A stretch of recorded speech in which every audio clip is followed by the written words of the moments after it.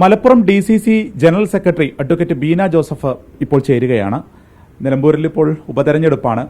അവിടെയാണ് നിങ്ങളുടെ സ്വദേശം വരുന്നത്. അപ്പോൾ എങ്ങനെയാണ് ഈ തെരഞ്ഞെടുപ്പിൽ ഇപ്പോൾ രണ്ട് പേരുകളാണ് UDFനെ സംബന്ധിച്ചിട്ട് കേൾക്കുന്നത്? അപ്പോൾ എങ്ങനെയാണ് അതിനെ കാണുന്നത്?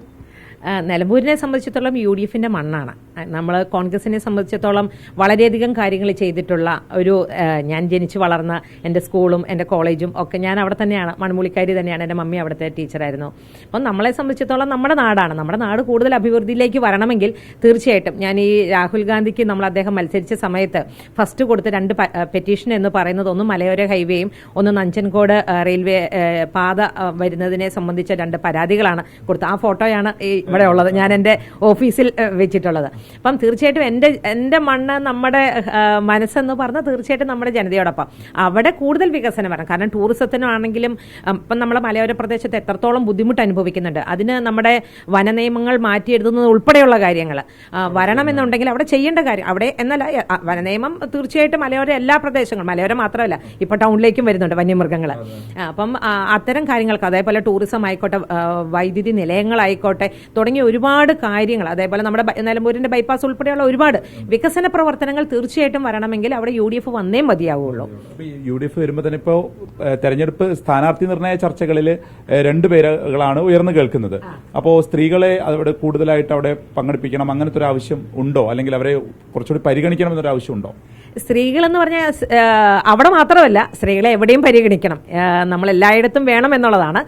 ഒപ്പം തന്നെ നിലമ്പൂരിനെ സംബന്ധിച്ചിടത്തോളം ഏറ്റവും കൂടുതൽ സ്ത്രീ വോട്ടർമാരുള്ള ഒരു നിയോജക മണ്ഡലമാണ്. അപ്പോൾ തീർച്ചയായിട്ടും സ്ത്രീകൾക്ക് അവിടെ, കാരണം സ്ത്രീകൾക്ക് കഴിവുണ്ടെന്ന് പറഞ്ഞിട്ട് വീട്ടിലിരുന്ന് കഴിഞ്ഞാലോ നമ്മൾ അവർക്ക് കഴിവ് തെളിയിക്കാനുള്ള അവസരങ്ങൾ കൊടുത്താലേ തീർച്ചയായിട്ടും കഴിവ് അവർക്ക് തെളിയിക്കാൻ സാധിക്കുള്ളൂ. അവസരങ്ങളില്ലാതെ മുന്നോട്ട് വരാൻ പറ്റത്തില്ല. അപ്പോൾ തീർച്ചയായിട്ടും സ്ത്രീകൾക്ക് അവസരങ്ങൾ വരുന്നത് തീർച്ചയായിട്ടും നല്ലത് തന്നെയാണ്. പക്ഷേ കഴിവുള്ള ഒരുപാട് നേതാക്കന്മാരുള്ള മണ്ഡലം കൂടിയാണ് നിലമ്പൂർ നിയോജക മണ്ഡലം എന്ന് പറയുന്നത്.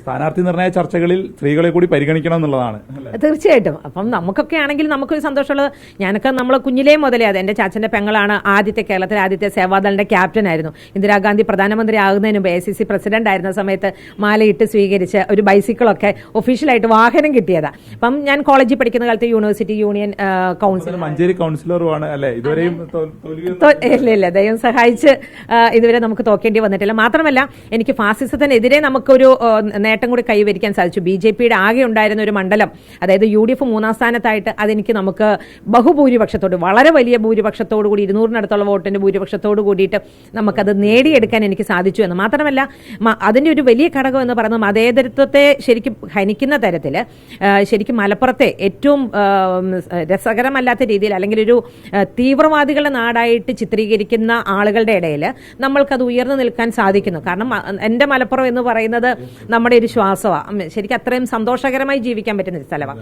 അപ്പം അത് നമ്മൾക്ക് തീർച്ചയായിട്ടും നമുക്കൊന്ന് തെളിയിച്ചു കൊടുക്കാൻ നമുക്ക് സാധിക്കും. ഒരു ന്യൂനപക്ഷത്തിന്റെ മാത്രമല്ല, ന്യൂട്രൽ ആയിട്ടുള്ള വോട്ടുകൾ പോലും നമ്മൾക്കൊക്കെ ആണെങ്കിലും അത് സാധിക്കും എന്നൊരു വിശ്വാസമുണ്ട്. ഇപ്പൊ ഈ നിലമ്പൂരിലാണെങ്കിൽ തന്നെ ഇപ്പോൾ സഭയുടെയൊക്കെ ഒരു പിന്തുണ ഉണ്ടാവുമെന്ന് പ്രതീക്ഷിക്കുന്നുണ്ടോ?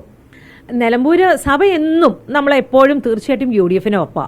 അത് ക്രിസ്ത്യാനിയെ നിർത്തണമെന്നൊന്നുമില്ല, ക്രിസ്ത്യാനികൾക്ക് അനുകൂലം. കാരണം ആര്യാടൻ സാറിനെതിരെ മത്സരിച്ച് അല്ലെങ്കിൽ നിലമ്പൂര് മത്സരിച്ചിട്ടുള്ള എത്രയോ ക്രൈസ്തവരെ തോൽപ്പിച്ച സ്ഥലമാണ് അത്. സഭ എപ്പോഴും UDFന്റെ ഒരു മുഖച്ഛായ അല്ലെങ്കിൽ UDFനോട് ചേർന്ന് തന്നെ. ഇപ്പം നമ്മൾ ഈ അവിടെ ഇവിടെയൊക്കെ അതൊന്നും പറയുന്നത് കേട്ടിട്ട് കാര്യമൊന്നുമില്ല. മാത്രമല്ല എന്നെ സംബന്ധിച്ചിടത്തോളം സഭ എന്ന് പറഞ്ഞാൽ ഞാൻ പാസ്റ്റർ കൗൺസിൽ മെമ്പറാണ്. ഞാൻ സഭയോട് ഏറ്റവും ചേർന്ന് നിൽക്കുന്നത്. ഞാൻ എന്നെ വളർത്തി, എനിക്കിപ്പം നിങ്ങൾ എൻ്റെ അടുത്ത് വന്നത് ഞാൻ സഭയിലൂടെ വളർന്ന ആളാണ്. മിഷൻ ലീഗും ചെറുപുഷ്പ മിഷൻ ലീഗും ഒക്കെ ഉൾപ്പെടെയുള്ള ബീനയുടെ പേരും ഉയർന്ന് അവിടെ കേൾക്കുകയാണെങ്കിൽ സ്വാഭാവികമായിട്ട് ഈ സഭയുടെ ഒരു പിന്തുണ ഉണ്ടാവുന്നൊക്കെ കരുതുന്നുണ്ടോ?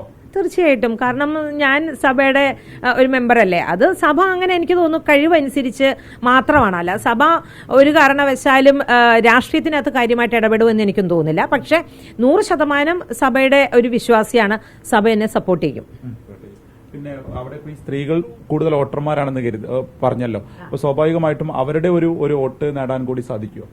തീർച്ചയായിട്ടും. കാരണം ഇപ്പോൾ പഴയ പോലെയല്ല. സ്ത്രീകളെ സംബന്ധിച്ചിടത്തോളം സ്ത്രീകളുടെ പ്രശ്നങ്ങൾ വരണം. അപ്പം ഞാൻ പറഞ്ഞല്ലോ, നമ്മൾ ഇത്രയും തവണ നമ്മൾക്ക് റിപ്പീറ്റഡ് ആയിട്ട്, അത് ഇവിടെ നേരത്തെ ചോദിച്ച പോലെ ഒരിക്കലും ക്രൈസ്തവ ഭൂരിപക്ഷമുള്ള സ്ഥലമല്ല. 1-2 ഓട്ടോ ആകെ ക്രൈസ്തവരേ ഉള്ളൂ. എന്നിട്ടും എനിക്ക് ഇത്ര ബഹുഭൂരിപക്ഷത്തിൽ എന്നെ ജയിപ്പിച്ചത് മതേതര വിശ്വാസികളായതുകൊണ്ടാണ്. പ്രത്യേകിച്ച് ഞാനൊരു സ്ത്രീ ആയതുകൊണ്ടാണ്, ഞാനൊരു വക്കീലായതുകൊണ്ടാണ്. അപ്പം അതിൻ്റെ ഒരു ഇതെന്ന് വെച്ചാൽ അവർക്ക് തിരിച്ചു കൊടുക്കാൻ പറ്റുന്നതുകൊണ്ടാണല്ലോ റിപ്പീറ്റഡ് ആയിട്ട് എനിക്ക് ജയിക്കാൻ പറ്റുന്നത്. അപ്പം സ്ത്രീ വോട്ടർമാരെ സംബന്ധിച്ചിടത്തോളം അവരുടെ വിഷയങ്ങൾ സംസാരിക്കാൻ, അവർക്ക് വേണ്ടി സംസാരിക്കാൻ. ഇപ്പം ഞാൻ എൻ്റെ അഭിഭാഷക വൃത്തി പോലും രാഷ്ട്രീയമാണ്. എനിക്കൊരു രാഷ്ട്രീയ കാഴ്ചപ്പാടോടുകൂടി തന്നെ നമ്മൾ കാണുന്നത്. കാരണം പാവപ്പെട്ടവർക്ക്, സാധാരണക്കാർക്ക് അവർക്ക് വേണ്ട കാര്യങ്ങൾ അപ്ലിഫ്റ്റ് ചെയ്യാൻ വേണ്ടിയിട്ട് അതിന് സാധിക്കുന്ന രീതിയിലാണ്. അപ്പം ഞാൻ കഴിഞ്ഞ തവണ നമ്മൾ മഞ്ചേരി കഴിഞ്ഞ നമ്മളെ നിയോജക മണ്ഡലം ഇലക്ഷൻ, നിയമസഭാ ഇലക്ഷനകത്ത് നമ്മളുടെ പ്രകാശേട്ടന് വേണ്ടിയിട്ട് നിലമ്പൂർ മുനിസിപ്പാലിറ്റിയുടെ AICC ചാർജ് എനിക്കുണ്ടായിരുന്നു. അവിടെ നമുക്ക് ഒരുപാട് എനിക്ക് വോട്ട് നമുക്ക് വർദ്ധിപ്പിക്കാൻ സാധിപ്പിച്ചിട്ടുണ്ട്. അത് തീർച്ചയായിട്ടും ജനങ്ങളോട് നമുക്ക് മിങ്കിൾ ചെയ്യാനും അവരുമായിട്ട് കോൺടാക്ട് ചെയ്യാനൊക്കെ സാധിച്ചുകൊണ്ടാണ്. ഇപ്പോൾ സ്ത്രീകളുടെ പേര് കൂടി, ഇപ്പോൾ പ്രത്യേകിച്ച് അവിടെ ഉണ്ടായിരുന്ന ബീന ജോസഫ് ഉൾപ്പെടെയുള്ളവരുടെ പേര് കൂടി ഈ സ്ഥാനാർത്ഥി നിർണയ ചർച്ചകളിൽ പരിഗണിക്കണമെന്നുള്ള ആവശ്യമാണ് അവർ മുന്നോട്ട് വയ്ക്കുന്നത്. വിപിൻ സി വിജയൻ, 24 മലപ്പുറം.